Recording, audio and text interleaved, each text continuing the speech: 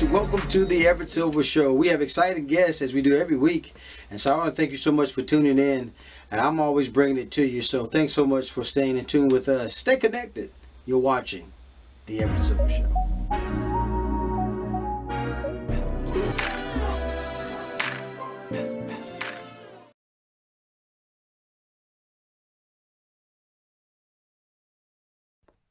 Hi, Everett.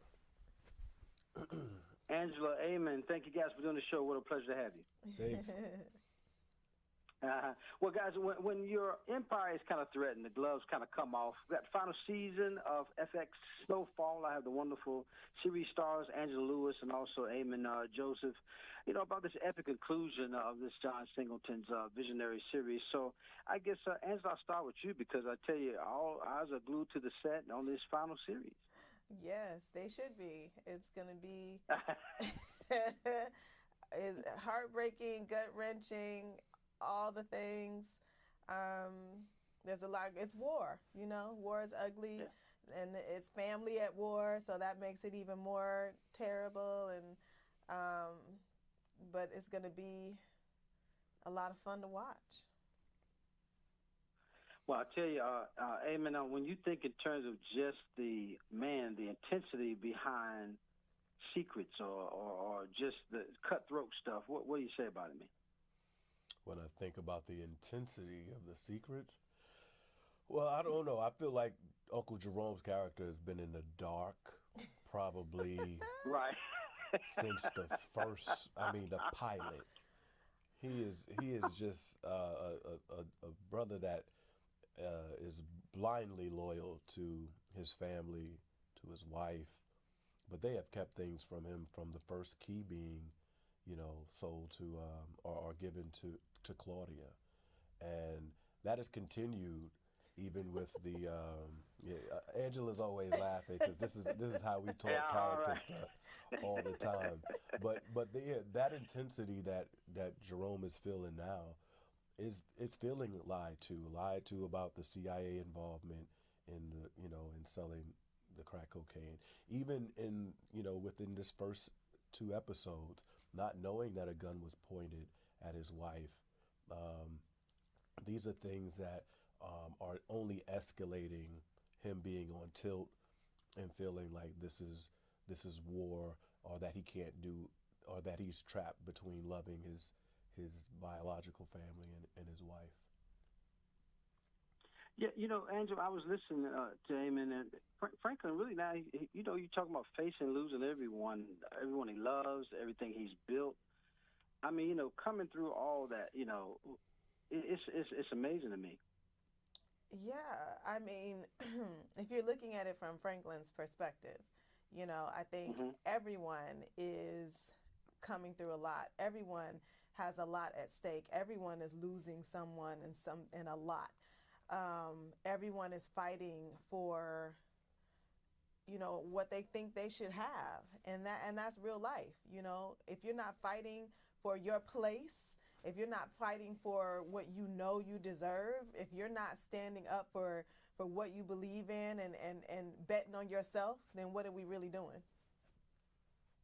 Right. Now, I always ask this sometimes, Eamon, looking at your background things, man, from your hit series from FX, how is this role different from anything else you've done? Well, I think what sticks out is the collaboration with FX, with John Singleton, the team over at FX, John Landgraf, to our producers like Tommy Schlamme and Julie DeJoy, like Walter Mosley in our writing room. We just had I just had so many riches with this project.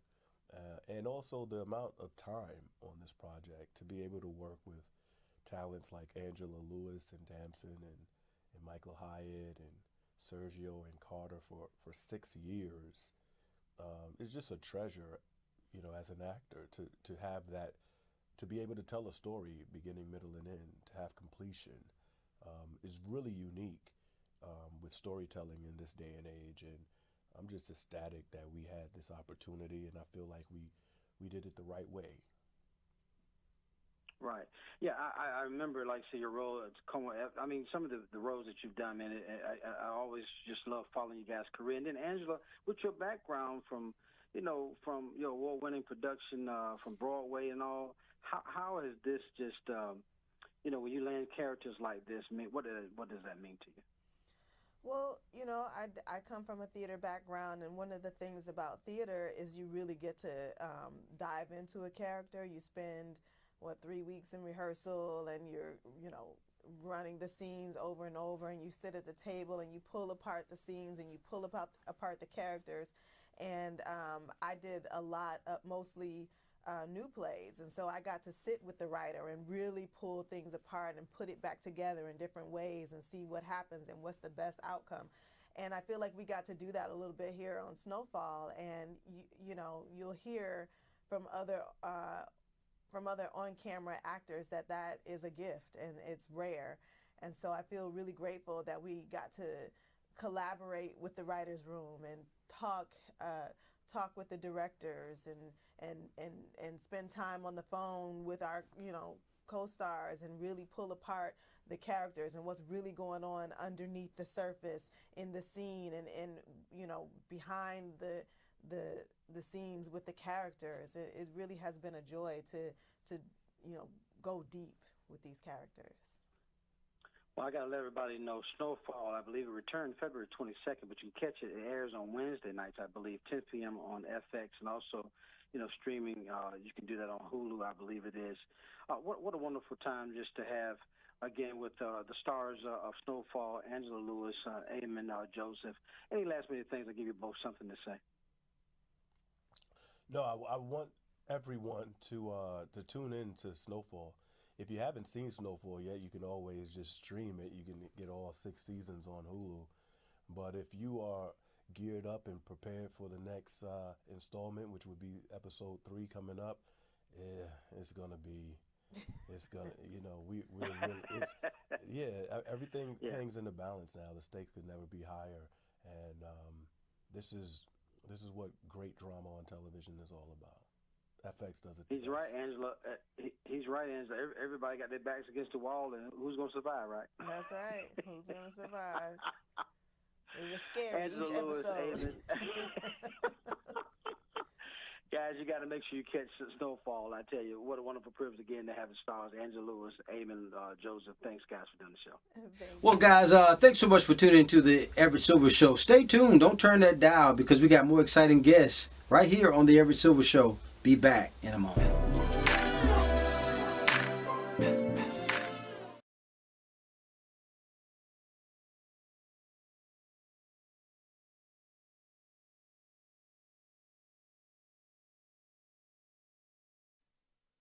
Hi, Everett.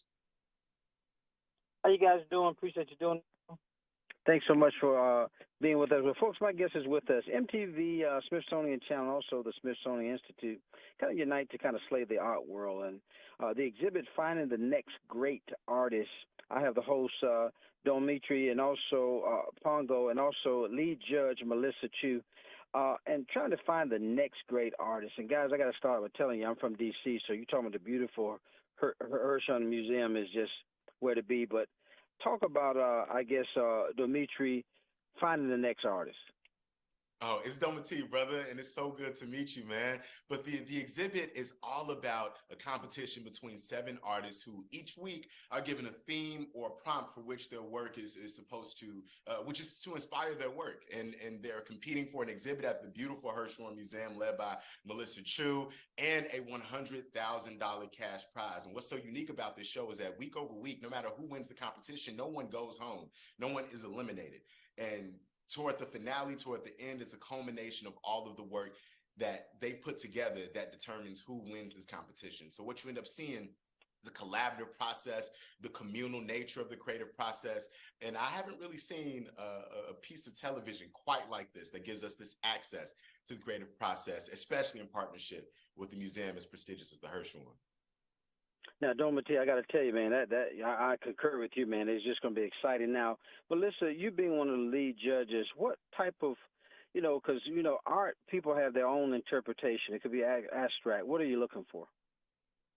Yeah, well, the interesting thing about the show is that we selected 7 artists from around the country who create such different work, from painting, sculpture, multimedia, printmaking, really the whole spectrum of art making, because today it really is the idea that's the most important element of art making. It starts with the idea, and then an artist finds the right medium with which to express it. And so, in terms of being a lead judge and working with many other judges, which included artists like Abigail DeVille and Adam Pendleton and Keith Rivers, former footballer, also now an art collector and Hirshhorn trustee, was that we were really looking at the originality of the concept, kind of the execution, that is how the artist technically made the work.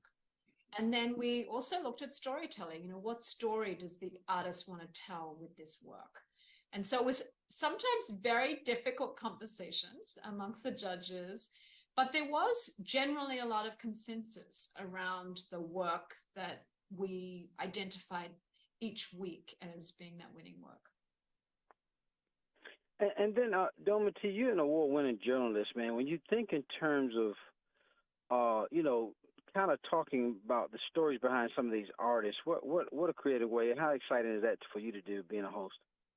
Man, I'm glad you asked that, Everett, because before this show, I didn't realize how important story was to understanding and appreciating a piece of art, right? Like sometimes you see a piece and you're drawn to it, and then you might hear the story behind it, and it might even make you more interested in the piece, or you might take a step back and say, wait a minute, I thought this was inspired by something a little different. And so you learn about the value of storytelling. And, and it goes back to, in a lot of ways, we talk about understanding the cultural context that a piece was created in a lot of ways, artists kind of serve as journalists as well, archivists, people who help us understand what was going on during a certain period of our time. And so it was a really interesting practice to kind of re-educate myself on the different ways that storytelling can happen through words or through visual arts, no matter what the medium ends up being. Yeah, Doma T, I had to ask that, man, because I know I love true, I like crime. I mean, stuff that I've seen you navigate before, man. Because that's why I asked about, so creative masterminds behind some of the art. And then, when I think in terms, I guess of Melissa, you director, what is it going to be like to finally have that type of artwork to be exhibited in the museum itself? So we're very happy to be able to put on exhibition the winning work, the final work. And so we're excited about having that. But I would say all of the artists who were in the show were artists who the Hirshhorn wanted to work with. We identified them from thousands of artists around the country that sent in materials. So, I think that viewers will be interested to see how these 7 artists respond to different themes by creating their commissions each week. And they're all, each of the themes are issues of our time that we're all grappling with. So that's the universal in a way. If I could just add to that really quickly too, what I love about what Melissa and the museum has done is throughout the show, they educate us about works and about what some of these works are derivative of. And so you watch the show, and even if it makes it so accessible, because as you watch the show, you might see a signal or a piece that reminds you of another piece. They tell you, oh, this is reminiscent of this period and this artist. And so it's a whole educational process that I really enjoyed as a nerd, as a journalist. So I think you're going to enjoy this. That's one of the great things about the collaboration. That's one of the great things about the collaboration with the museum, that we brought in a little bit of what we do as well, whether it's artworks in our collection to ideas around art history, and making those connections so that you can see in a way where the artists are heading and what the reference points are for them. Well, I got to tell you both about being a Washingtonian. You got to know that us being able to come to a museum and to see the interpretation of artwork that, people do. I mean, Smithsonian's, offer a lot of things, but in this regard, man, it's just what they're going to see and take away from it. I want to let everybody know that the exhibit Finding the Next Great Artist, I believe it premieres March the 3rd, 9 p.m. on MTV.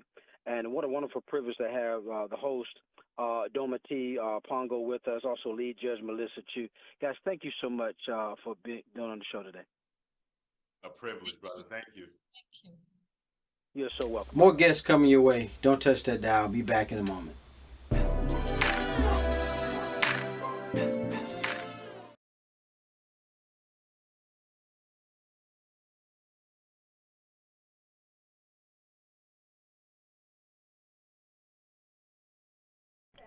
Hi, Everett. How are you? Good morning.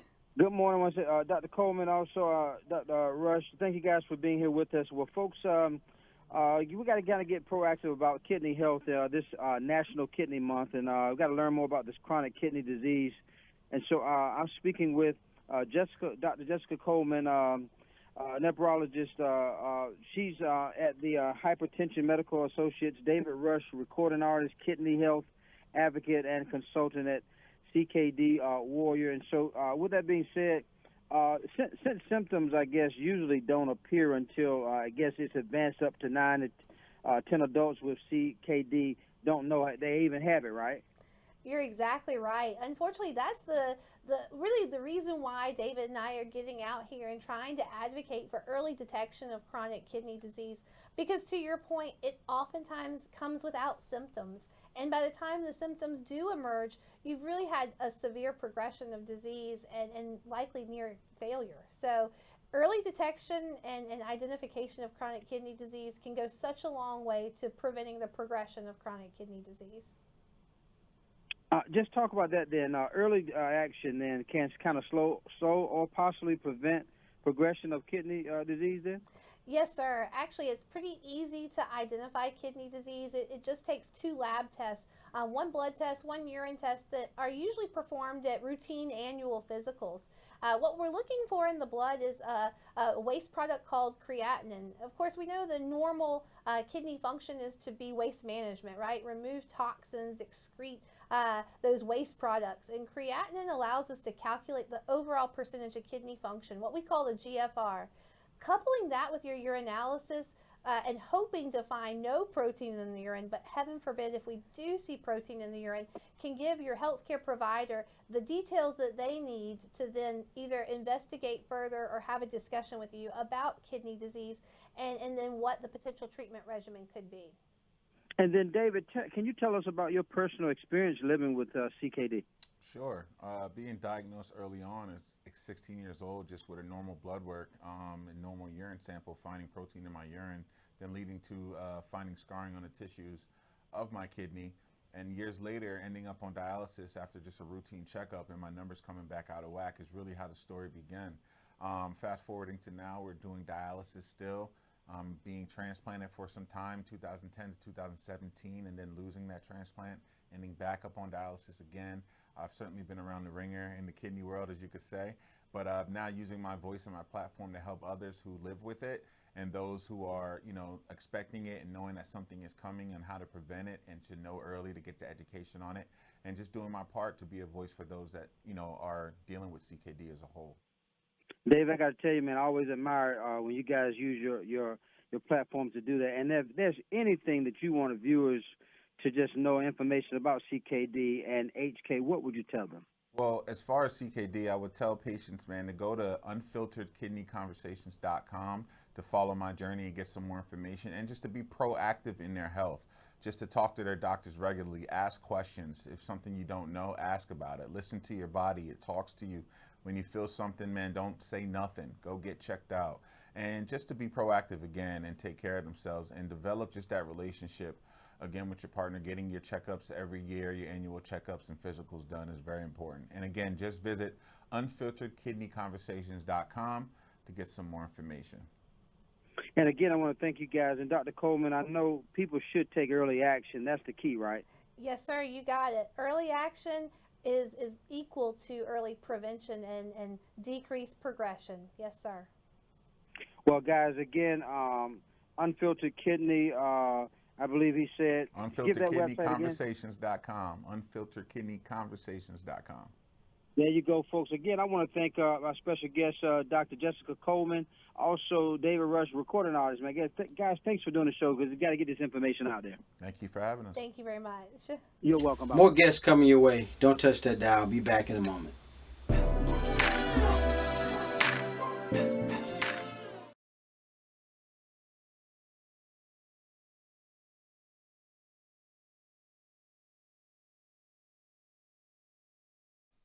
Hi, Everett. Hi, Everett. Oh, yeah, Jay, thank you for doing the show. What a pleasure to have you. Oh, thank you. It's our pleasure. As we look at a new thought-provoking campaign, it's kind of highlighting the unique stories of people with multiple myeloma, kind of currently incurable type of blood cancer for over 34,000 new cases, those estimated and to be diagnosed in the United States. I have OYA, an advocate for healthy equity in the black community, also was diagnosed with multiple myeloma in 2017. Also joining us along with word artist Jay to talk about part in Told Truth and how the multiple myeloma community can participate. With that being said, Oye, what can you tell us about the Told Truth campaign and why you got involved? Sure, no problem. The Told True campaign is a campaign about regular people like myself that is living with multiple myeloma, paired with artists such as Jay next to me, and to tell our stories and bring that story to life through our artistic format. Now, Oye, can I guess other people, that's impacted by multiple, what can they take away, though, from this Told Truth? What they can take away from Told True is we're hoping that it gives people hope, because without hope, you have nothing. And it's a place for them to go to get educated about multiple myeloma, share their stories about multiple myeloma, and even another aspect of it is the mental health side of it. There's support groups and information about that on this site and the whole campaign.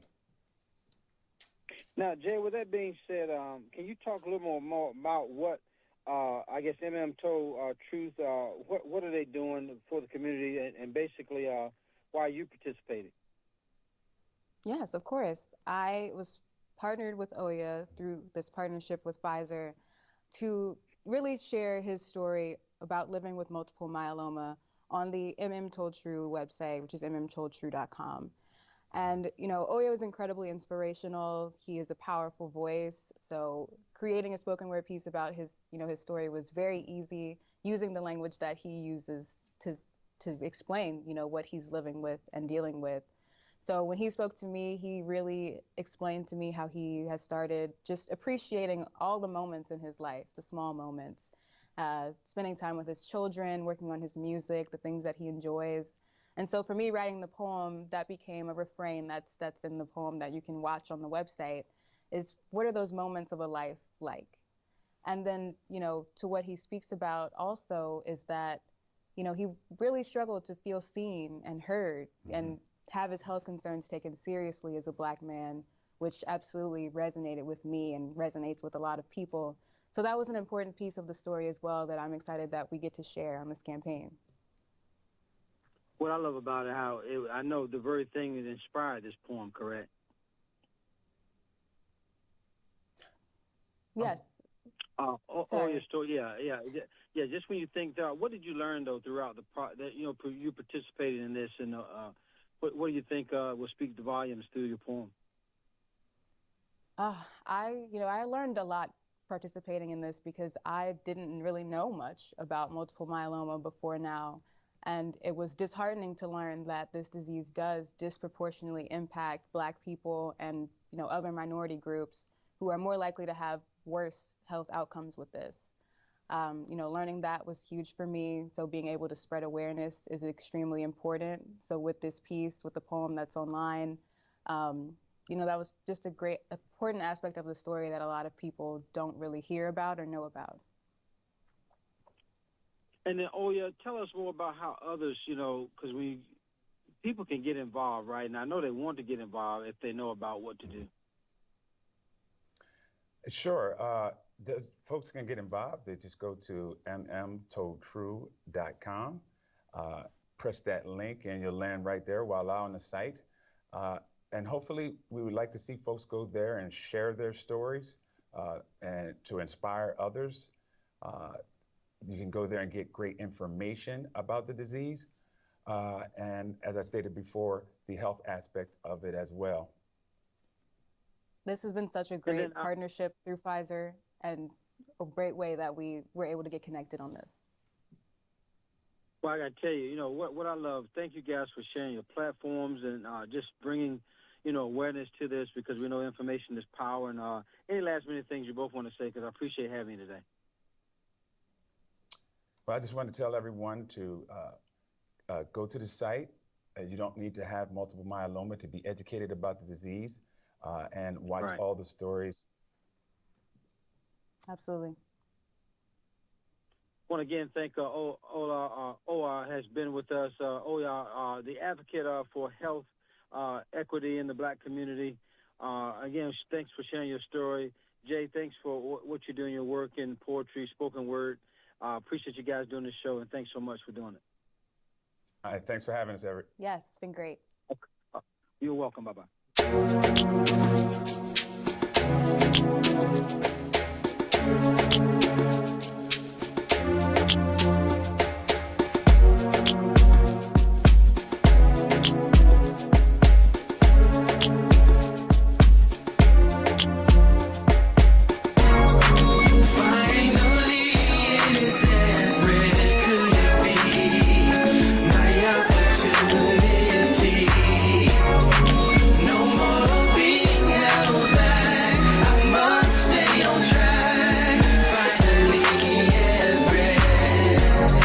Seems like forever is coming. I can't believe it's happening to me.